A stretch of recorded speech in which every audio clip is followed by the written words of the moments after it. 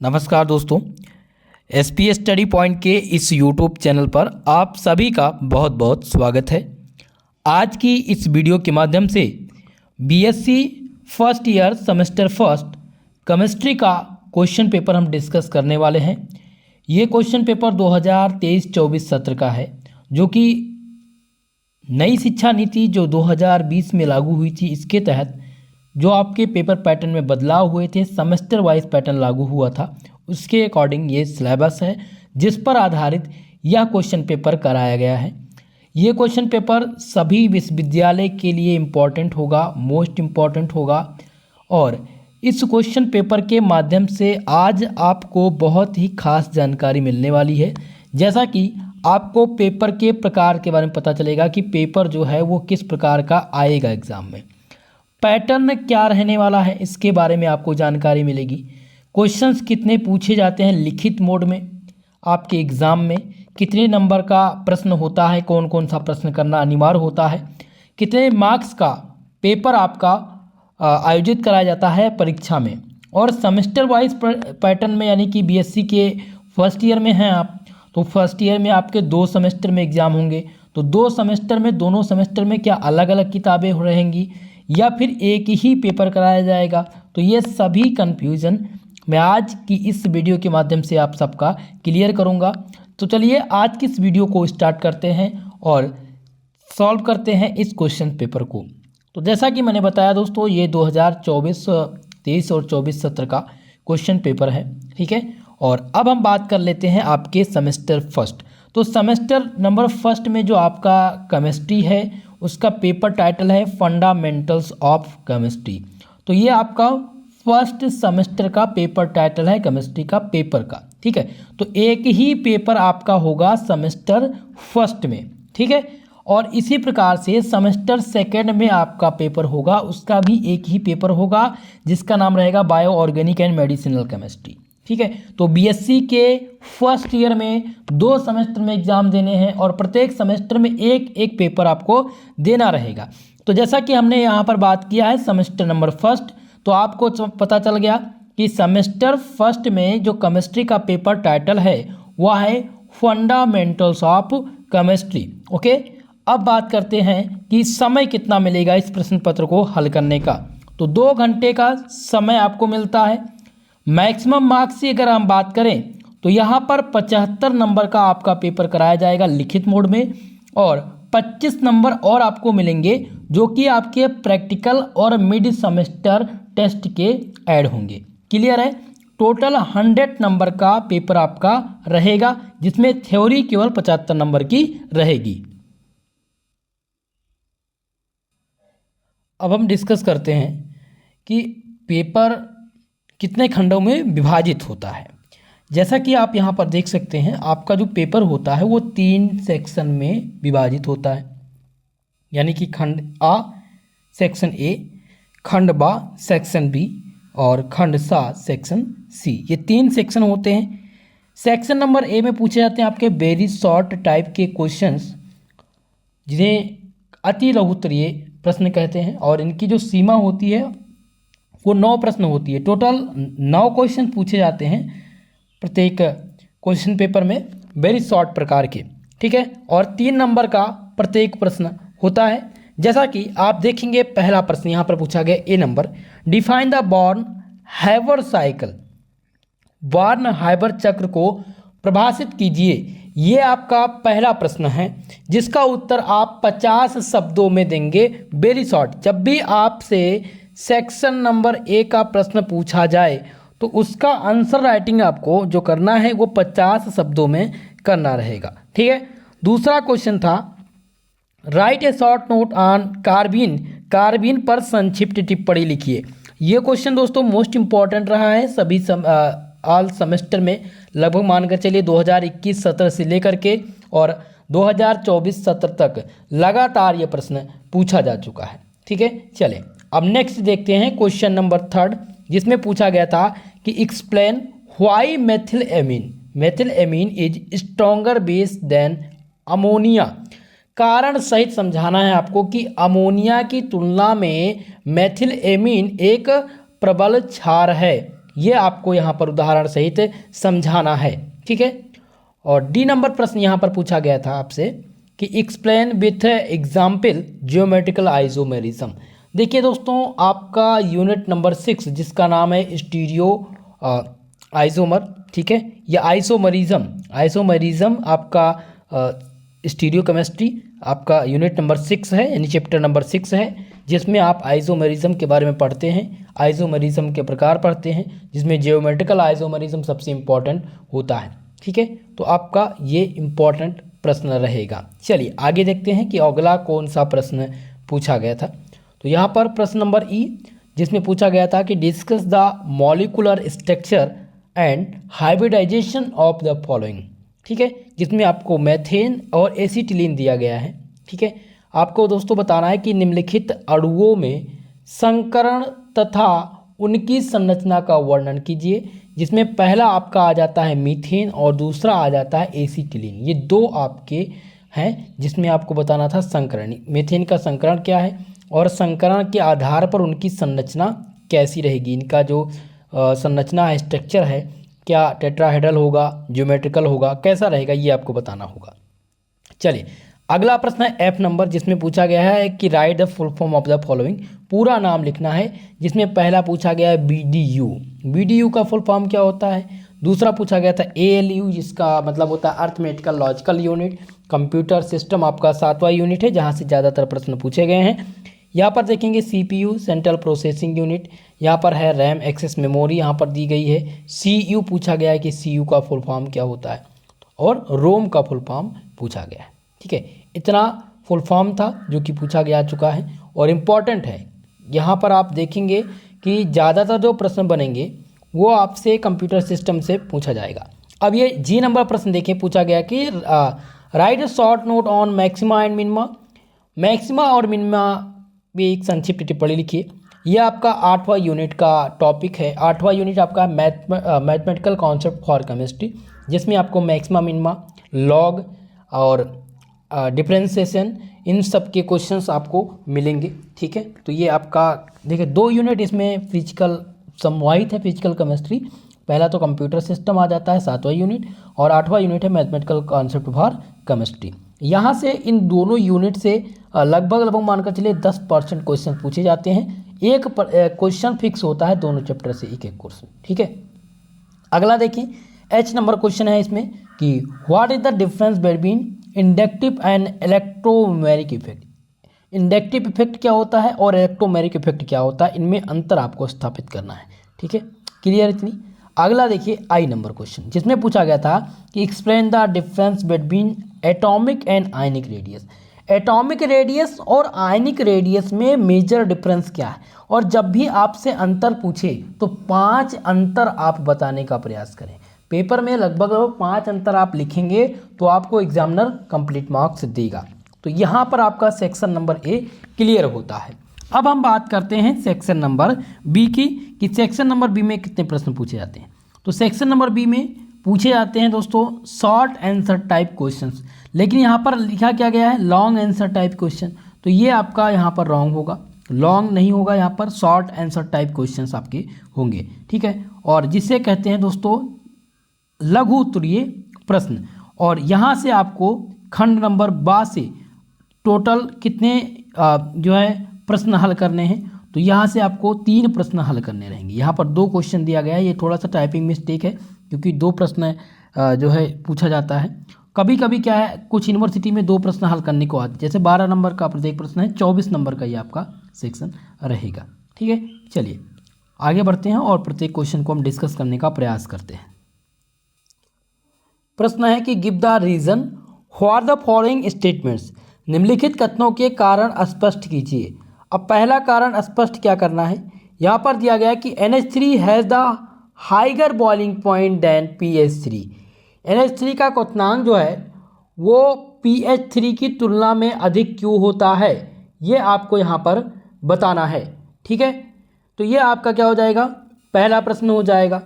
अब करते हैं दूसरे प्रश्न की बात। दूसरा प्रश्न यहाँ पर है कि O2 molecule is the paramagnetic while NH2 is diamagnetic. NH2 अणु प्रतिचुंबकीय है जबकि O2 अणु अनुचुंबकीय है। ये आपको इन दोनों में कारण स्पष्ट करना है। तो ये आपके सबसे महत्वपूर्ण क्वेश्चन है, कई बार ये आपके एग्जाम में रिपीट हो चुके हैं और इस सत्र के लिए 24 और 25 के लिए सर्वाधिक महत्वपूर्ण रहेंगे। तीसरा क्वेश्चन भी इससे रिलेटेड है, जिसमें आपसे पूछा गया है कि B2 molecule is stable while Be2 molecule is unstable, यानी कि जो B2 अणु है ये अस्थायी अणु है, यहाँ पर Be2 अणु जो है ये अस्थायी है। इसका क्या कारण है, क्या डिफरेंस है, ये आपको बताना रहेगा। ठीक है, ये सभी रिपीटेड प्रश्न हैं और 100% मैं गारंटी वाला प्रश्न बताऊंगा जो एग्ज़ाम में हर बार पूछा ही जाता है। वह प्रश्न इसमें से कौन सा है? Discuss the VSEPR theory and on the basis of this theory explain the shape of following molecules. VSEPR सिद्धांत क्या है? इस सिद्धांत के आधार पर निम्नलिखित अणुओं का आकार समझाइए, ये क्वेश्चन पूछा गया है। दोस्तों मैं बात करूँ यहाँ पर बैलेंस बॉन्ड थ्योरी की, जिसे बीबीटी कहते हैं, MOT मॉलिकुलर ऑर्बिटल थ्योरी और वेस्पर थ्योरी, ये तीन थ्योरी हैं जो कि आपके टॉपिक में हैं, आपके सिलेबस में हैं और आप लोगों ने क्लास 12th में भी पढ़ा होगा। ठीक है, तो ये सर्वाधिक महत्वपूर्ण है, प्रश्न पूछा जाता है। जैसे कि यहाँ पर है VSEPR balance cell electron pair repulsion theory. ठीक है, अब इसके बेस के आधार पर आपको कुछ अणु दिए गए हैं, उनका आपको आकार बताना है। जैसे कि पहला दिया गया NH3 यानी अमोनिया, दूसरा है H2O वाटर, यहाँ पर ASF4 और CH4। इन चार अणुओं के आपको आकार बताने हैं, शेप बताने हैं वेस्पर थ्योरी के सिद्धांत पर। ठीक है, जो कि 100% मैं आपको बता दूँ बहुत ही मोस्ट इम्पॉर्टेंट है। 2024-25 सत्र में ये प्रश्न रिपीट होने वाला है। अब बात करते हैं चौथे प्रश्न की। क्वेश्चन नंबर 4 है कि right a short note on the following. संक्षिप्त टिप्पणी लिखनी है आपको, जिसमें इंक्लूजन कंपाउंड, जिसे कहते हैं समावेशन यौगिक, इंक्लूजन कंपाउंड को क्या कहते हैं? समावेशन यौगिक। और ये आपके कभी कभी वेरी शॉर्ट वाले सेक्शन में बनता है प्रश्न, तो ये सर्वाधिक महत्वपूर्ण रहेगा, पहला प्रश्न। दूसरा है कि पिंजर यौगिक, जिसे कहते हैं कैग कंपाउंड, पिंजर यौगिक, ये थोड़ा सा नया टॉपिक है, ये एग्जाम में बहुत बार रिपीट नहीं हुआ है। नेक्स्ट की बात करें, चार्ज ट्रांसफर कॉम्प्लेक्स, जिसे कहते हैं आवेश स्थानांतरण संकुल। तो ये क्वेश्चन दोस्तों रिपीट हुआ है कई बार और इस बार भी एग्जाम के लिए मोस्ट इंपॉर्टेंट है। अब आता है आपका पांचवा प्रश्न। पांचवा प्रश्न है कि what is the electrophilic and nucleophilic reagent, explain with suitable example. ये आपका यूनिट नंबर 5 का प्रश्न है, जिसमें इलेक्ट्रोफिलिक और न्यूक्लियोफिलिक रेजेंट्स के बारे में पूछा जाता है। फ्री रेडिकल्स, जिसे मुक्त मूलक कहते हैं, फ्री रेडिकल्स से प्रश्न पूछा जाता है और यह सर्वाधिक महत्वपूर्ण रहेगा दोस्तों। इलेक्ट्रॉन स्नेही इसे कहते हैं, इलेक्ट्रोफिलिक को इलेक्ट्रॉन स्नेही और न्यूक्लियोफिलिक को क्या कहते हैं? न्यूक्लियोफिलिक को कहते हैं नाभिक स्नेही। तो ये अभिकर्मक क्या है और इनका उदाहरण बताना रहेगा। ठीक है, ये क्वेश्चन पूछा जा चुका था। अगला question, right a short on free radical, जैसा कि अभी मैंने बताया यहाँ पर, तो ये मोस्ट इंपॉर्टेंट है फ्री रेडिकल्स का। अब हम बात करते हैं सेक्शन नंबर सी के। सेक्शन नंबर सी से आपको 2 प्रश्न हल करने रहेंगे और लॉन्ग आंसर टाइप क्वेश्चंस पूछा जाता है। अगर हम बात करें शब्द सीमा की कि कितने शब्दों में इसका आंसर लिखना रहेगा, तो 500 शब्दों में इसका आंसर आपको करना रहेगा। हालांकि अब कुछ विश्वविद्यालय में एक ही प्रश्न लॉन्ग टाइप से हल करने रहते हैं। ठीक है, तो यहाँ पर देखिए पहला प्रश्न पूछा गया है, छठा क्वेश्चन, जिसमें है what is E and Z system of nomenclature, explain with example. नामकरण की E और Z पद्धति क्या है, उदाहरण सहित समझाइए। मेरे प्यारे दोस्तों, यूनिट नंबर 6 जो आपका स्टीरियो केमिस्ट्री है, वह ये उसी टॉपिक का ये प्रश्न है, उसी चैप्टर से, जिसमें EZ system of nomenclature, RS system और LS सिस्टम, 3 प्रकार के हैं इसमें। ठीक है, RS, EZ और LS। ठीक है, ये नामकरण की पद्धति है। एग्ज़ाम में बहुत बार ये पूछा जा चुका है और लगभग सभी विश्वविद्यालय में हर वर्ष ये प्रश्न पूछा जाता है, तो ये आपके लिए इम्पोर्टेंट हो जाता है। अगला देखिए, यहीं पर पूछा गया है कि explain the RS system of configuration of optical isomerism. प्रकाशिक समन्वयता की आरएस आकार पद्धति को समझाइए। ईजेड और आरएस दोनों पद्धति यहाँ पर पूछ लिया गया है। तो ये छठा क्वेश्चन सर्वाधिक महत्वपूर्ण है। कंप्लीट अगर इसका आंसर आप करेंगे तो आपको मिलेगा 15 नंबर। ठीक है, चलिए अगला प्रश्न देखिए। नेक्स्ट क्वेश्चन है 7वां प्रश्न, जिसमें पूछा गया है कि what is the difference between bonding molecular orbital and anti bonding molecular orbital. बंधी आणविक कक्षक और विपरीत बंधी आणविक कक्षक में अंतर क्या है, ये आपको बताना है। कभी कभी डिफरेंस पूछ लिया जाता है और कभी कभी पूछ लिया जाता है कि what is bonding molecular orbital and anti bonding molecular orbital, ये दोनों पूछा जाता है। तो कभी कभी डिफरेंस आप तैयार कर लेंगे और डिफरेंस तभी आप विभेद तभी कर पाएंगे जब आप इन दोनों के बारे में निपुण होंगे, आपको पूर्ण जानकारी रहेगी, लेकिन आता एग्जाम में जरूर है। चलें अगला क्वेश्चन देखिए, यहाँ पर है कि what do you understand by electronegativity. विद्युत ऋणात्मकता जिसे कहते हैं, विद्युत ऋणात्मकता से आप क्या समझते हैं। How it is related to electron affinity and ionization potential. ठीक है, इसका इलेक्ट्रॉन बंधुता और आयनिक विभव से क्या संबंध है इलेक्ट्रोनेगेटिविटी का, ये आपको बताना रहेगा। इलेक्ट्रोनेगेटिविटी का टर्म मोस्ट इंपॉर्टेंट है मेरे दोस्तों, ये टॉपिक आपको तैयार करना रहेगा। और इलेक्ट्रॉन एफिनिटी, इलेक्ट्रॉन बंधुता का टॉपिक भी क्लियर कर लीजिएगा। आगे मैं टॉपिक पढ़ाऊँगा, मैं बताना इसलिए अनिवार्य समझ रहा हूँ अभी, क्योंकि अगर आप अभी से ही इंपॉर्टेंट मानकर चलेंगे तो आपके लिए सर्वाधिक महत्वपूर्ण रहेगा। जब मैं मॉडल पेपर दूंगा, जब मैं क्लास लाऊंगा, तो आपको देखेंगे कि हाँ ये टॉपिक है, ये तो सर्वाधिक टॉपिक है सर ने बताया, तो आप बेटर ढंग से तैयारी कर पाएंगे। ठीक है, तो यहाँ पर 8वां प्रश्न है। 8वां प्रश्न का पहला क्वेश्चन है, right A note on hardware and software. Hardware और सॉफ्टवेयर पर संक्षिप्त टिप्पणी आपको लिखनी है दोस्तों। मोस्ट इंपॉर्टेंट क्वेश्चन है ये 8वां प्रश्न। ठीक है, और बात करें क्वेश्चन नंबर 2 जिसमें है describe the different types of computer language. Different type के जो कंप्यूटर लैंग्वेज हैं उनके बारे में आपको यहाँ पर बताना है, जो कि दोनों प्रश्न ये कंप्यूटर सिस्टम से रिलेटेड हैं, आपके यूनिट नंबर 7। दोस्तों आपको बता दें, कंप्यूटर सिस्टम में सबसे ज़्यादा जो कॉमन क्वेश्चन पूछा जाता है, एग्जामिनर जो पूछता है वो हार्डवेयर एंड सॉफ्टवेयर पूछता है। हार्डवेयर क्या है, सॉफ्टवेयर क्या है, और प्रोग्रामिंग लैंग्वेज, डिफरेंट प्रकार के जो कंप्यूटर की भाषा है वो पूछ लेता है। ठीक है, ये दो क्वेश्चन बहुत ही महत्वपूर्ण है 8वें प्रश्न का। चलिए तो क्लियर इतनी चीज़ें। अगला क्वेश्चन देखिए, 9 नंबर प्रश्न है, जिसमें है एक्सप्लेन द फॉलोइंग। निम्नलिखित को समझाइए, जिसमें पहला है संयोजन एवं संचय, दूसरा है परमुटेशन जिसे क्रम परिवर्तन या क्रमचय कहते हैं, और क्रम गुणित। ये 3 टॉपिक हैं जो कि मोस्ट इंपॉर्टेंट है। और 9वां प्रश्न जो पूछा गया है वो आपके unit number 8 mathematical concept for chemistry का प्रश्न है। ओके, तो क्लियर है इतनी चीज़ें। तो आज के इस प्रश्न पत्र में जो भी क्वेश्चंस पूछे गए थे वो मैंने बताया। आप लोगों ने ये देखा कि लगभग हर यूनिट से प्रश्न पूछे गए हैं। ठीक है, 8 यूनिट टोटल हैं और सभी यूनिट से लगभग क्वेश्चन पूछे गए हैं। कुछ प्रश्न ऐसे हैं जो रिपीटेड हैं, जो हर वर्ष पूछे जाते हैं एग्ज़ाम में, एग्जामिनर हर बार उनको कंडक्ट करता है पेपर में। तो आप सबको ये प्रश्न पत्र अभी से ही नोट कर लेना है। जो मैंने इम्पॉर्टेंट बताया है आपको कि ये मोस्ट इम्पॉर्टेंट है 100%, उन सभी प्रश्नों को नोट कर लीजिएगा। उनकी आंसर राइटिंग अभी से ही स्टार्ट कर दीजिए ताकि आपका पेपर अच्छा हो सके। अब रही बात आंसर राइटिंग कैसे करेंगे, तो ये क्वेश्चन पेपर मैं टेलीग्राम चैनल पर डालूंगा। जो भी हमारे टेलीग्राम से नहीं जुड़े हैं, लिंक डिस्क्रिप्शन बॉक्स में है, या आप टेलीग्राम पर जाएं, वहां पर सर्च करें SP स्टडी पॉइंट।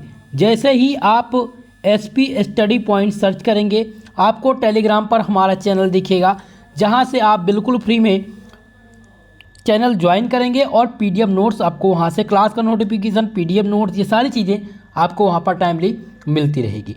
दोस्तों अब आपकी क्लास रेगुलर चलेगी। केमिस्ट्री BSc के फर्स्ट ईयर का सेमेस्टर फर्स्ट, जिसकी क्लास 8 बजे रात को 8 बजे प्रतिदिन चलाई जाएगी। जूलॉजी और बॉटनी के लिए मैं जल्दी ही समय सारणी जारी करूंगा। जो हमारे फिजिक्स और मैथ के स्टूडेंट हैं उनकी क्लास मॉर्निंग में ही कराई जाएगी। ठीक है, अगर आपका कोई कन्फ्यूज़न है किसी भी टॉपिक पे, कोई क्वेश्चन है मन में, तो आप हमें कमेंट के माध्यम से हमसे पूछ सकते हैं। बाकी जानकारी दोस्तों नेक्स्ट वीडियो में। आज के लिए बस इतना ही, मिलते हैं किसी नेक्स्ट वीडियो के साथ। तब तक के लिए जय हिंद, जय भारत।